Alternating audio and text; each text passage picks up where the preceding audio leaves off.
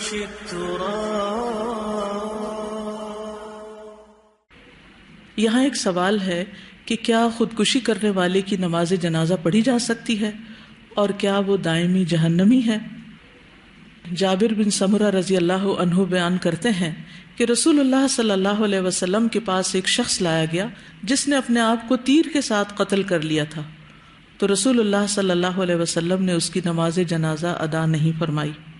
یہ صحیح مسلم کی حدیث ہے.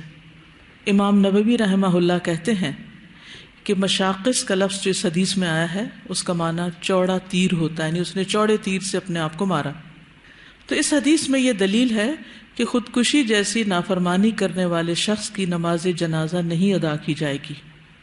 اس سلسلے میں کچھ عرصہ پہلے اس حدیث کی وضاحت کرتے ہوئے میں نے یہ کہا تھا کہ معاملہ ایسا ہی ہے. عمر بن عبدالعزیز اوزاعی رحمہم اللہ کا یہی مذہب ہے، اور حسن، نخعی، قتادہ، مالک اور ابو حنیفہ، شافعی اور جمہور علماء کرام رحمہم اللہ تعالی کا مسلک یہ ہے کہ اس کی نماز جنازہ ادا کی جائے گی. تو چونکہ جمہور کا مسلک یہ ہے کہ نماز جنازہ ادا کی جائے گی، لہذا اسی بات کو اختیار کرنا چاہیے. اور اس حدیث کا انہوں نے جواب دیتے ہوئے کہا کہ نبی کریم صلی اللہ علیہ وسلم نے بطور سزا اور لوگوں کو اس طرح کے کام سے منع کرتے ہوئے خود تو نماز جنازہ ادا نہیں کی، تاہم صحابہ کرام کو اس کی نماز جنازہ ادا کرنے کا حکم دیا تھا. یہ مسلم کی جو شرح ہے نبوی کی، اس میں آپ دیکھ سکتے ہیں.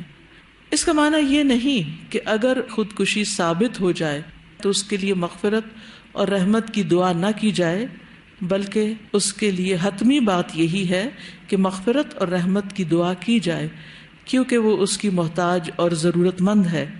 پھر خودکشی کوئی کفر بھی تو نہیں کہ جو انسان کو دائرہ اسلام سے خارج کر دے، جیسے کہ بعض لوگوں کا خیال اور گمان ہے، بلکہ یہ تو ایک کبیرہ گناہ ہے جو اللہ تعالیٰ کی مشیت پر ہے.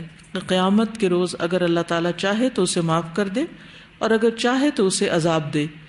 اس لیے ایسے شخص کے لیے جو خودکشی کے ساتھ فوت ہو، دعا کرنے میں سستی اور کاہلی سے کام نہیں لینا چاہیے، بلکہ اخلاص کے ساتھ اس کے لیے دعائے مغفرت اور رحمت کرنی چاہیے. ہو سکتا ہے آپ کی دعا اس کے لیے بخشش کا سبب بن جائے.